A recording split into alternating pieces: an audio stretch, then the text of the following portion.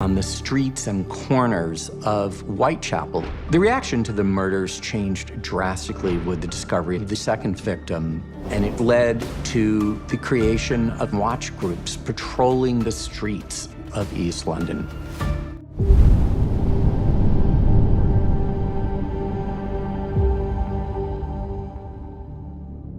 It was a frightening time, mate. Back in 1888, when a mysterious figure lurked about in the shadows of London's East End. The city was shrouded in darkness and fear, and this person left a trail of shock and bewilderment in their wake. The police were baffled, and the community was gripped by fear and uncertainty. It was a puzzling case, and one that would go down in history as one of the most infamous unsolved mysteries of all time. Background London's Whitechapel district was a hub of activity. However, beneath its bustling streets, a sinister presence had lurked, waiting to strike. It was the year 1888, and a sense of unease had settled over the residents of Whitechapel. A series of mysterious attacks had taken place, targeting vulnerable women who had lived on the fringes of society.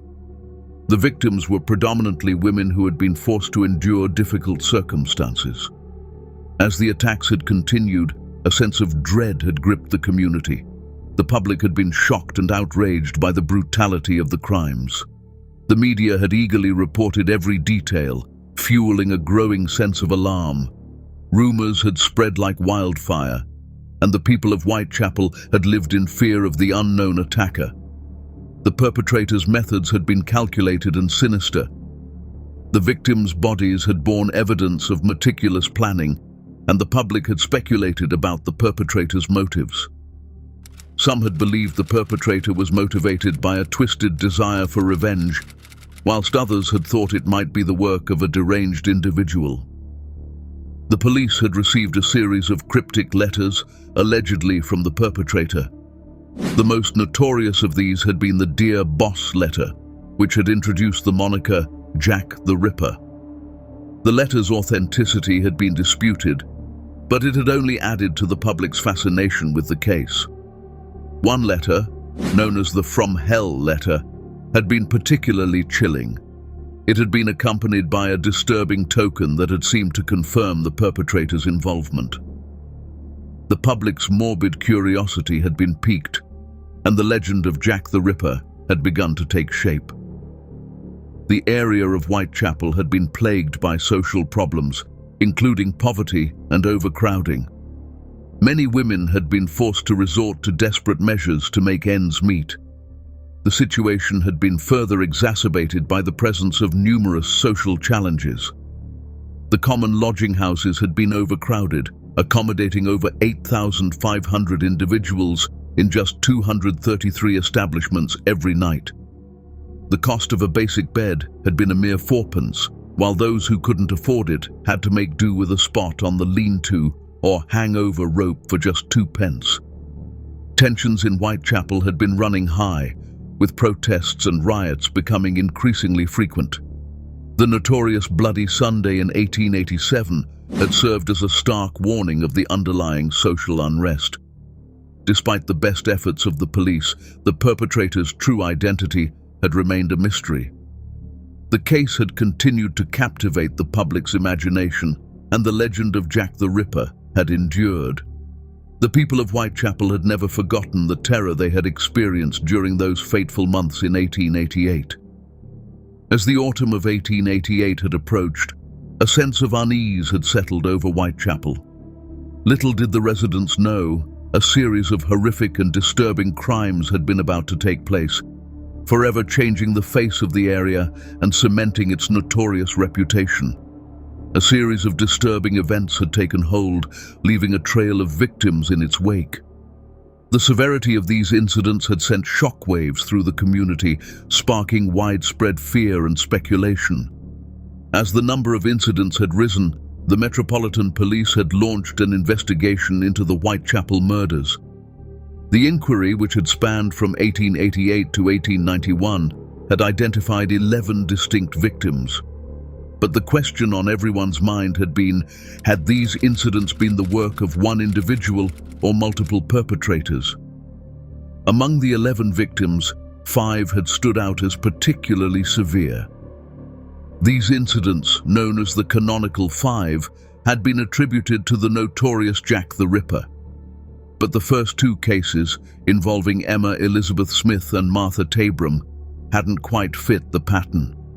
Smith's incident, which had occurred on the 3rd of April 1888, had been a vicious attack that had left her with severe injuries. She had succumbed to her wounds the following day at London Hospital. The investigation into her death had been ongoing, but it had been unclear if her incident had been linked to the others.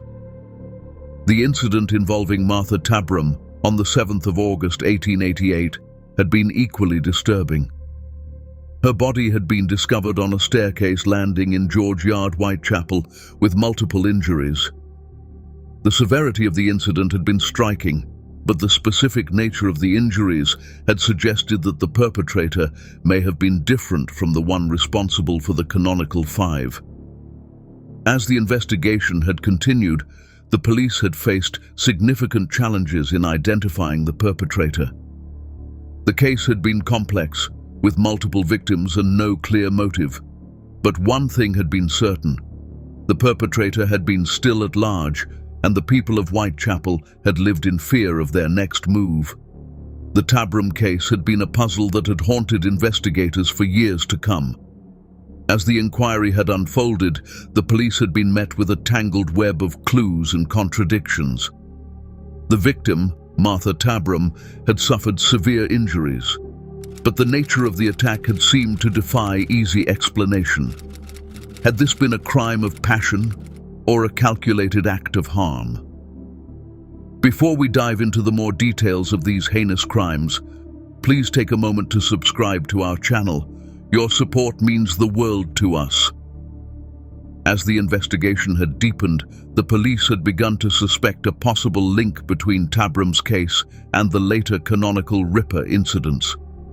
The proximity of the crime scene to the later incidents, both in terms of location and timeline, had been a tantalizing clue that had hinted at a larger pattern of harm. But as the police had delved deeper into the case, they had encountered a frustrating paradox. While Tabram's case had shared some similarities with the later Ripper incidents, there had also been some striking differences. The absence of certain injuries, a hallmark of the Ripper's modus operandi, had raised more questions than answers. As the years went by, the Tabram case remained a source of fascination and frustration for investigators. The case had become a vital component of the larger Ripper narrative, yet its uniqueness ensured that it remained a subject of ongoing debate and speculation. The search for answers continued, but the truth behind Tabram's tragic fate remained shrouded in mystery. London's Whitechapel district was a hub of activity in the late summer of 1888. But beneath the bustling streets, a sense of unease had settled over the community. It was as if the very fabric of the neighborhood had been about to be torn apart. And then, tragedy struck. In the early hours of August 31st, the body of Mary Ann Nichols was discovered in Bucks Row. The police were quickly called to the scene, and as they began their investigation, a sense of dread had crept over the community. The details of the crime were shocking. Nichols had suffered severe injuries, and it was clear that the attacker had intended to cause harm. But as the police delved deeper into the case, they couldn't shake the feeling that this was just the beginning. Their worst fears were confirmed just a week later, on September 8th. The body of Annie Chapman was discovered in the backyard of 29 Hanbury Street. The similarities between the two crimes were striking, and it was clear that the same person was responsible. As the people of Whitechapel struggled to come to terms with the horror that had been unleashed upon their community, a sense of anticipation had hung in the air.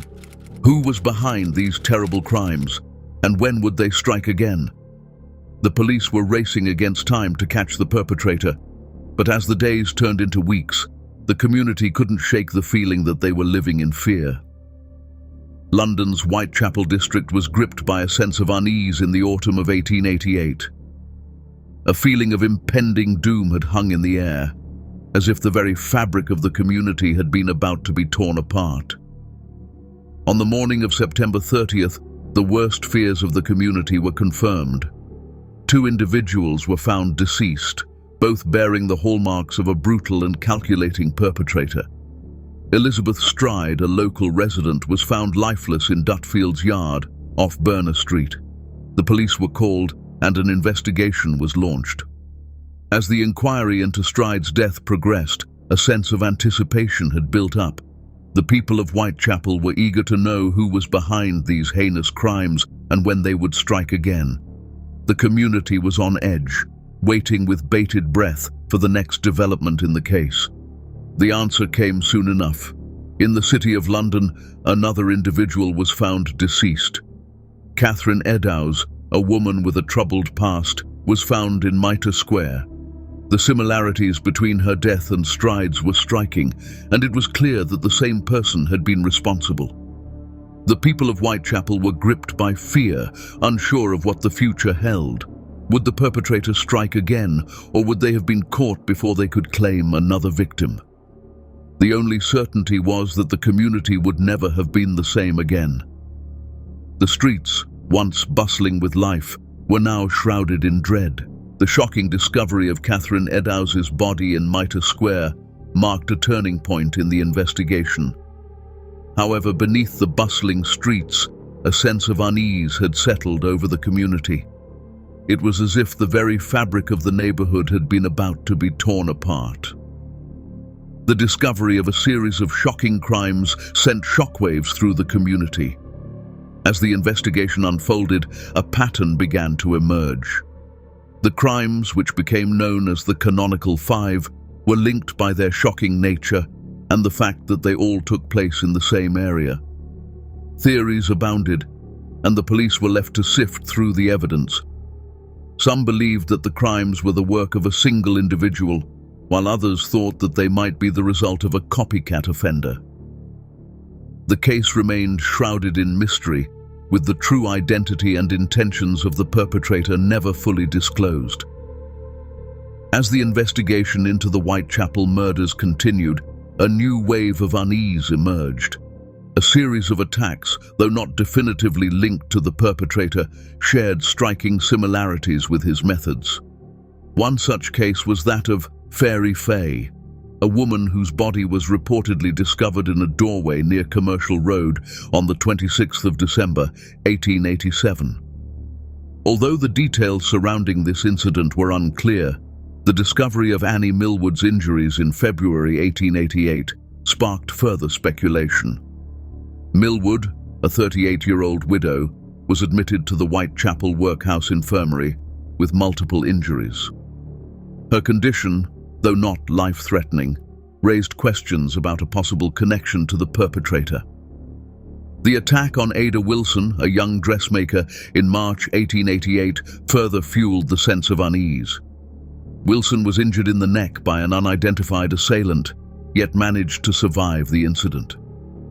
The parallels to the perpetrator's methods were undeniable, leaving many to wonder if the perpetrator had struck again. The Whitehall mystery, a disturbing incident that occurred in October 1888, added to the growing sense of dread. A body was discovered in the basement of the newly established Metropolitan Police headquarters, with limbs later found in the River Thames. The nature of the incident closely mirrored those seen in the Pinchin Street case. As the investigation into the Whitechapel murders continued, the discovery of additional victims only served to deepen the mystery. The Thames Mysteries, a series of incidents attributed to a perpetrator known as the Torso Killer, may have had connections to the perpetrator. However, the differing methods led law enforcement at the time to dismiss any potential links. The case of Carrie Brown, a 32-year-old woman discovered injured in New York City in April 1891, further complicated the narrative. The nature of her injuries closely mirrored the perpetrator's methods, yet the Metropolitan Police eventually dismissed any potential connection. The Whitechapel murders remained a dark and sinister enigma, leaving numerous questions unresolved.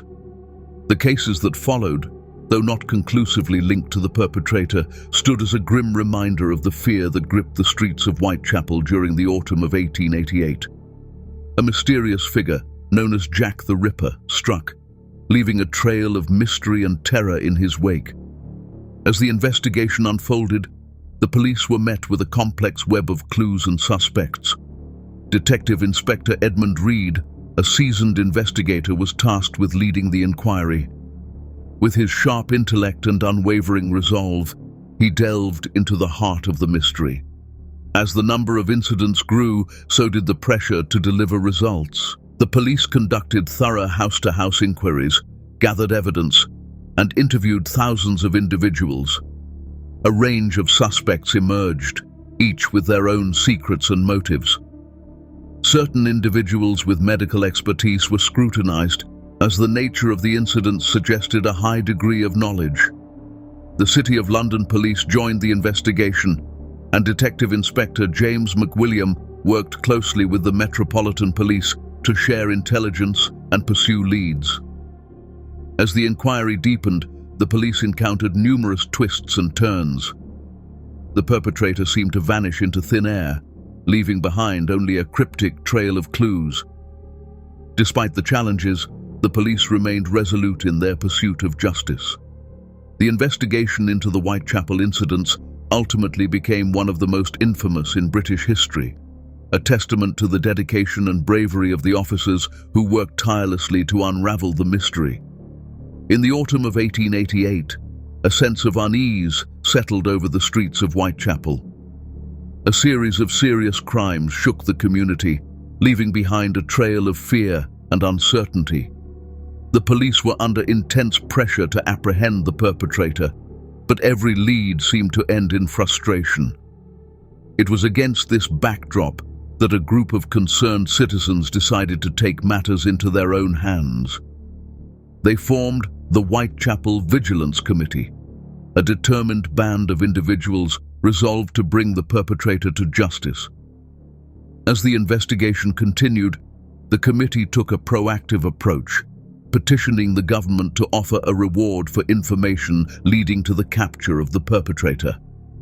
They also offered their own reward of £50, a substantial sum at the time.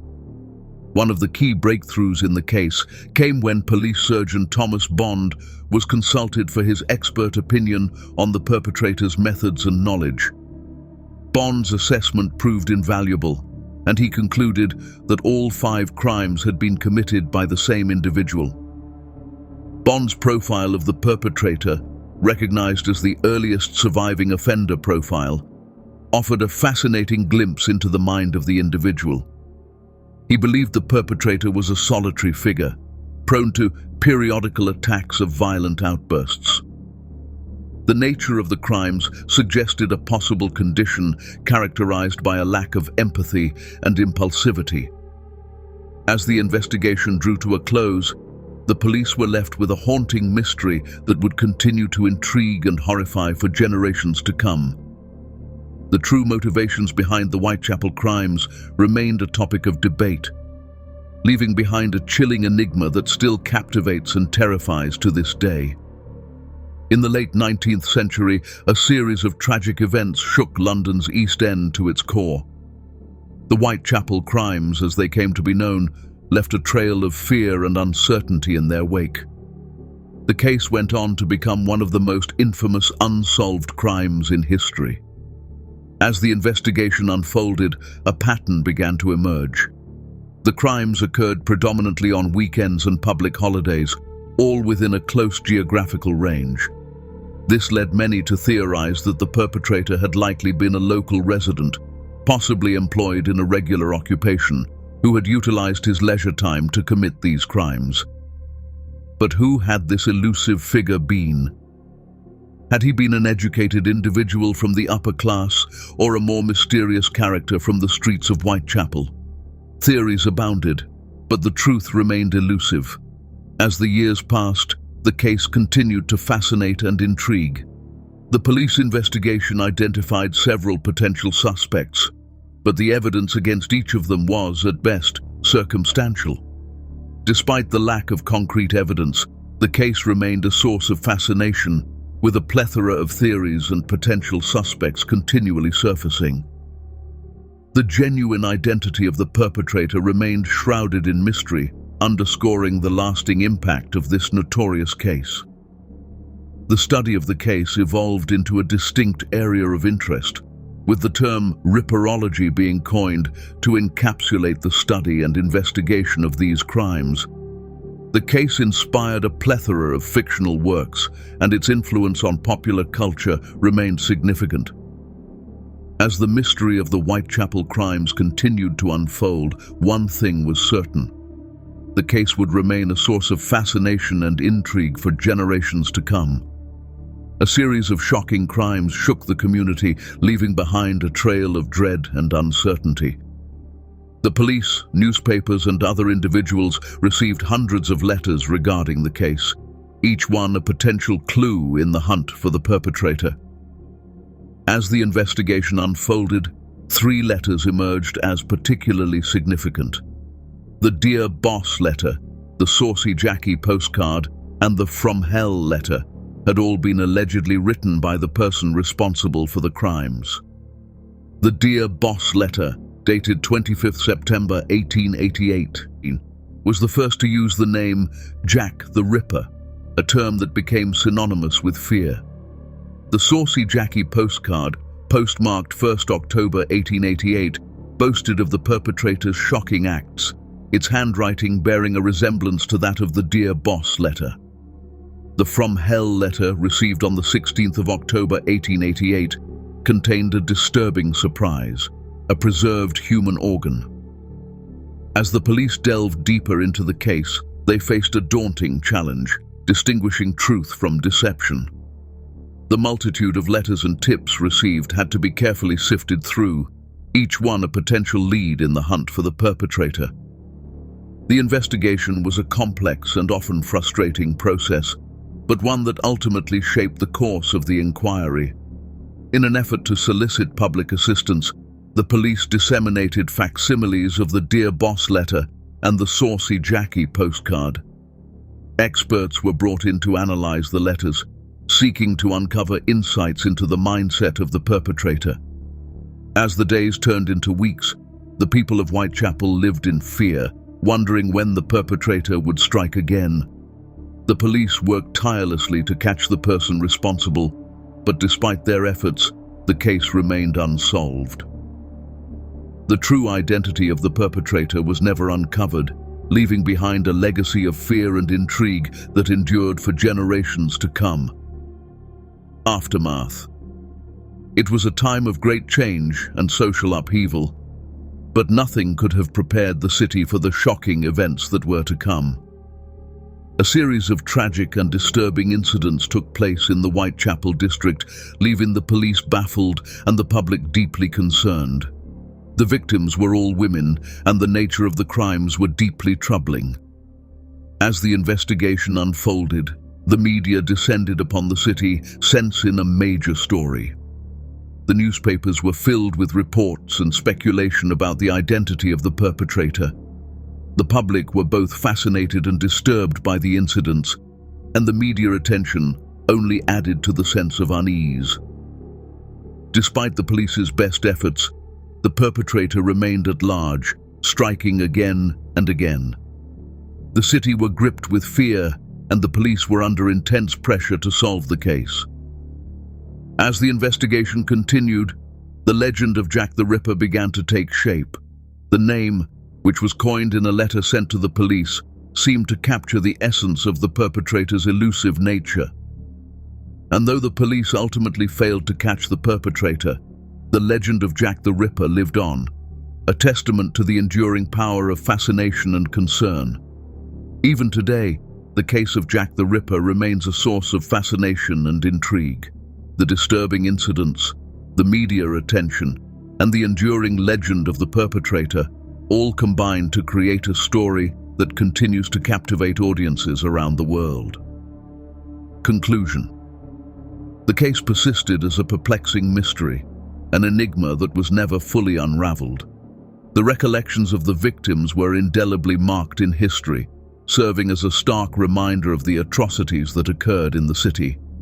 The pursuit of justice endured, and the truth, though elusive, stood as a guiding light for those determined to reveal it. Thanks so much for watching. If you enjoyed this video, please consider subscribing for more content. Share with your friends and family to help us spread the word.